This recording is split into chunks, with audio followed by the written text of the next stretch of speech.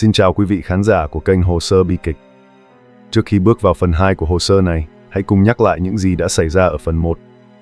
Tất cả bắt đầu từ một câu hỏi lan truyền trên mạng: Vu Mông Lung có thật sự bị hiến tế hay không? Sau đó, hàng loạt chi tiết kỳ lạ dần xuất hiện phía sau sân khấu. Những hành lang như mê cung, những camera ẩn ghi lại mọi khoảnh khắc, và người trợ lý bí ẩn Tân Kỳ thường xuất hiện mỗi khi có sự cố xảy ra. Đỉnh điểm là đêm diễn tập ca khúc Way Back Into Love, khi hệ thống đèn sân khấu bị truy cập từ xa và suýt gây ra tai nạn nguy hiểm. Từ đó, nhiều người bắt đầu tin rằng phía sau sân khấu có thể tồn tại một thí nghiệm bí mật. Chương trình thử nghiệm tâm lý bí mật. Sau đêm diễn tập kỳ lạ đó, câu chuyện tưởng như đã kết thúc. Nhưng rồi một loạt dữ liệu bắt đầu xuất hiện. Một số người trong ngành nói rằng các đoạn video nội bộ đã bị rò rỉ từ hệ thống lưu trữ của studio. Những đoạn video này không phải là cảnh biểu diễn. Chúng cũng không phải là cảnh hậu trường bình thường. Chúng là những đoạn ghi hình rất riêng tư của Vu Mông Lung. Những khoảnh khắc mà anh tin rằng mình đang ở một mình. Trong một đoạn video, Vu Mông Lung ngồi trong một hành lang tối. Trên tay anh là một lá thư được cho là của một người hâm mộ. Anh đọc nó chậm rãi. Nhưng ngay khi anh ngẩng đầu lên, một bóng người bất ngờ xuất hiện ở góc hành lang. Vu Mông Lung giật mình. Camera ghi lại phản ứng đó rất rõ. Một đoạn video khác được quay trong một phòng khách sạn. Vu Mông Lung đang chuẩn bị tập một cảnh quay. Nhưng không có ai trong phòng. Chỉ có một chiếc loa nhỏ trên bàn. Qua chiếc loa đó một giọng nói vang lên. Đó là giọng của một thành viên trong đoàn. Giọng nói đưa ra những hướng dẫn ngắn. Vu Mông Lung được yêu cầu luyện tập một cảnh diễn trong trạng thái hoàn toàn một mình. Nhưng trong căn phòng đó, có nhiều camera ẩn ở các góc khác nhau. Tất cả đều ghi lại từng cử động của anh. Những đoạn video như vậy xuất hiện ngày càng nhiều. Mỗi đoạn đều cho thấy Vu Mông Lung trong những tình huống có vẻ bình thường. Nhưng khi ghép lại, một mô hình bắt đầu xuất hiện. Anh thường được đặt vào những tình huống khiến cảm xúc thay đổi mạnh. Đôi khi là bất ngờ, đôi khi là cô lập, đôi khi là lo lắng. Sau mỗi tình huống như vậy, các dữ liệu sinh học của anh được ghi lại: nhịp tim, âm sắc giọng nói, chuyển động của mắt. Một số nguồn tin nói rằng các thiết bị phân tích đã được sử dụng để theo dõi phản ứng tâm lý. Những dữ liệu đó được lưu trữ và phân tích. Từ đó một giả thuyết bắt đầu lan ra. Có thể tồn tại một chương trình bí mật, một chương trình thử nghiệm về cảm xúc của nghệ sĩ trước công chúng. Theo lời kể của một số người trong ngành, dự án này được thiết kế để nghiên cứu 3 yếu tố: sức chịu đựng cảm xúc, cách khán giả phản ứng với sự tổn thương của nghệ sĩ, và khả năng thao túng cảm xúc thông qua sân khấu. Vu Mông Lung có thể đã trở thành nhân vật trung tâm của thử nghiệm đó. Mỗi hành động của anh, mỗi nụ cười, mỗi giọt nước mắt, tất cả đều được ghi lại. Một trong những đoạn video khiến nhiều người kinh ngạc nhất liên quan đến ca khúc Way Back Into Love. Trong một buổi diễn tập kín, Vu Mông Lung được yêu cầu hát đoạn điệp khúc cuối. Trên các màn hình xung quanh sân khấu, một đoạn video được phát. Đó là cảnh khán giả rơi khỏi khán đài. Hàng ghế dần trống. Tiếng vỗ tay biến mất. Không gian trở nên im lặng. Theo lời một số người trong đoàn, mục đích của thử nghiệm đó là kiểm tra phản ứng của nghệ sĩ khi đối diện với sự mất mát của khán giả. Vu Mông Lung vẫn tiếp tục hát. Nhưng camera ghi lại một số chi tiết. Mồ hôi xuất hiện trên trán anh. Giọng hát của anh bắt đầu rung nhẹ. Đôi tay anh run lên khi giữ micro. Anh hoàn thành bài hát. Nhưng khi âm nhạc dừng lại, anh đứng yên trong vài giây. Không ai nói gì. Một số người cho rằng đó chỉ là một thử nghiệm sân khấu. Nhưng với những người xem các đoạn video này sau đó, cảm giác lại khác. Họ nói rằng Vu Mông Lung đã bị đẩy đến giới hạn của cảm xúc. Không phải vì âm nhạc, mà vì những tình huống được dàn dựng xung quanh anh. Từ đó, một câu hỏi đáng sợ bắt đầu xuất hiện trong các cuộc thảo luận. Liệu Vu Mông Lung có bị hiến tế?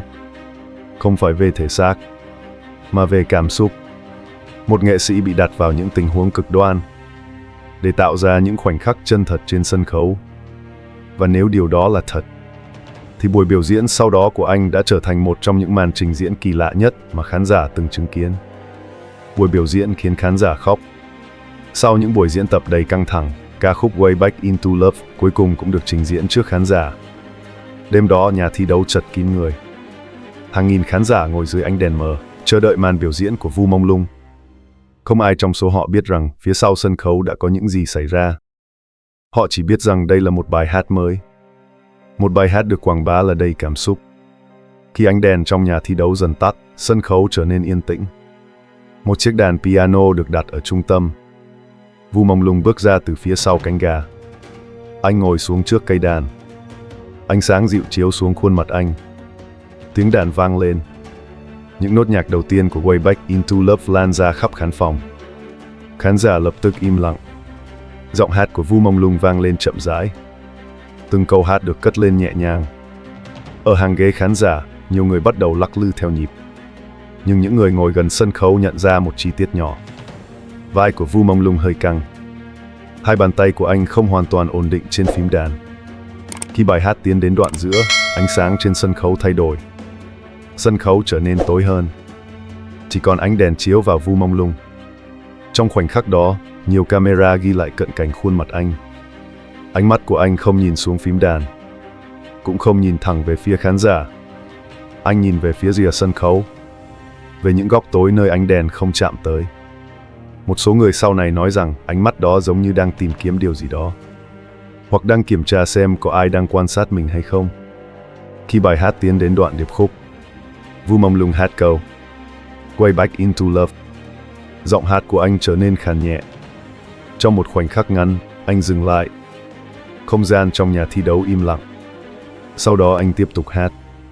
Ngay khi đoạn điệp khúc kết thúc, một giọt nước mắt xuất hiện trên khuôn mặt anh. Camera trên sân khấu ghi lại khoảnh khắc đó. Giọt nước mắt lăn xuống má. Khán giả phía dưới bắt đầu xúc động. Nhiều người nghĩ rằng đó chỉ là cảm xúc của nghệ sĩ khi hát một bài hát đầy kỷ niệm. Nhưng những người đã xem các đoạn diễn tập trước đó lại nhìn thấy điều khác. Họ thấy sự mệt mỏi trong đôi mắt anh. Họ thấy đôi tay anh run nhẹ khi giữ micro. Họ thấy những cái nhìn thoáng qua về phía các góc tối của sân khấu. Những chi tiết nhỏ mà khán giả bình thường có thể không nhận ra. Khi bài hát kết thúc, cả khán phòng đứng dậy vỗ tay. Âm thanh vỗ tay kéo dài nhiều phút. Vu Mông Lung cúi đầu cảm ơn. Nhưng ngay sau đó, anh rời khỏi sân khấu khá nhanh. Một số nhân viên hậu trường sau này kể lại rằng họ thấy anh ngồi một mình phía sau cánh gà. Anh không nói gì. Hai tay đan vào nhau. Ánh mắt nhìn xuống sàn. Như thể anh đang cố gắng giữ bình tĩnh sau một điều gì đó rất nặng nề. Sau buổi biểu diễn đó, nhiều đoạn video hậu trường tiếp tục bị rò rỉ. Những đoạn video cho thấy một số thử nghiệm tâm lý khác đã được thực hiện. Trong một đoạn ghi hình, Vu Mông Lung đứng trong phòng tập. Trên một màn hình lớn trước mặt anh là cảnh khán giả rời khỏi khán đài. Hình ảnh được phát lặp lại. Hàng ghế dần trống. Tiếng ồn của đám đông biến mất. Không gian trở nên lạnh lẽo. Vu Mông Lung được yêu cầu hát lại đoạn cuối của bài hát. Camera ghi lại từng phản ứng nhỏ trên khuôn mặt anh. Một đoạn khác cho thấy anh đọc những bức thư được cho là từ người thân. Nhưng khi âm thanh được phát lại qua hệ thống loa, một số câu chữ bị đảo ngược. Giọng nói nghe méo mó và khó hiểu. Những thử nghiệm như vậy được cho là nhằm kiểm tra phản ứng cảm xúc của anh. Một số người trong ngành sau đó nói rằng mục tiêu của chương trình là tạo ra những khoảnh khắc chân thật nhất trên sân khấu. Một nghệ sĩ càng dễ tổn thương, khán giả càng dễ đồng cảm. Và khi khán giả đồng cảm, chương trình càng thành công. Nhưng điều đó cũng dẫn đến một câu hỏi. Một câu hỏi khiến nhiều người cảm thấy bất an. Liệu những cảm xúc mà khán giả nhìn thấy trên sân khấu có phải là cảm xúc tự nhiên? Hay chúng được tạo ra bởi một hệ thống thử nghiệm phía sau? Sau buổi biểu diễn đó, một sự việc khác xảy ra. Sự việc này khiến toàn bộ câu chuyện trở nên bí ẩn hơn. Đó là sự biến mất của Tân Kỳ. Người trợ lý luôn xuất hiện trong các hành lang vào ban đêm. Người từng truy cập hệ thống máy, chủ chứa hàng trăm giờ video. Sau khi các dữ liệu được tổng hợp, Tân Kỳ được cho là đã rời khỏi đoàn. Và từ đó, không ai còn nhìn thấy anh ta nữa. Không có lời giải thích chính thức. Không có thông báo. Chỉ có sự im lặng. Một sự hiến tế không nhìn thấy. Sau tất cả những gì đã xảy ra, câu hỏi ban đầu vẫn còn đó. Vu Mông Lung có bị hiến tế hay không? Nếu nhìn theo nghĩa thông thường, câu trả lời có lẽ là không. Theo một số nguồn tin nội bộ, những đoạn video rò rỉ cho thấy Vu Mông Lung đã trải qua nhiều tình huống được dàn dựng. Mục tiêu được cho là nhằm hiểu rõ hơn về cách khán giả phản ứng với cảm xúc của nghệ sĩ. Khi một nghệ sĩ đứng trên sân khấu và rơi nước mắt, khán giả nhìn thấy sự chân thật. Nhưng phía sau sân khấu, những giọt nước mắt đó có thể là kết quả của nhiều tuần áp lực. Trong những khoảnh khắc riêng tư trên sân khấu, anh đôi khi thay đổi một vài chi tiết nhỏ. Những chi tiết nhỏ đó khiến một số người tin rằng anh đang gửi tín hiệu. Như thể muốn nói rằng anh biết mình đang bị quan sát.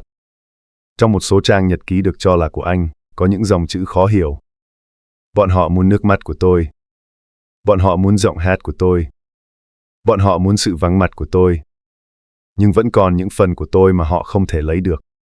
Những dòng chữ đó khiến nhiều người nghĩ rằng Vu Mông Lung đã cố gắng giữ lại một phần tự do của mình. Không phải bằng cách chống lại hệ thống, mà bằng cách tiếp tục hát, tiếp tục biểu diễn, tiếp tục biến những cảm xúc thật thành âm nhạc. Nếu bạn muốn nghe thêm những câu chuyện có thật, những hồ sơ bí ẩn phía sau ánh đèn sân khấu, hãy đăng ký kênh Hồ sơ bi kịch để chúng ta cùng đồng hành trong những hồ sơ tiếp theo.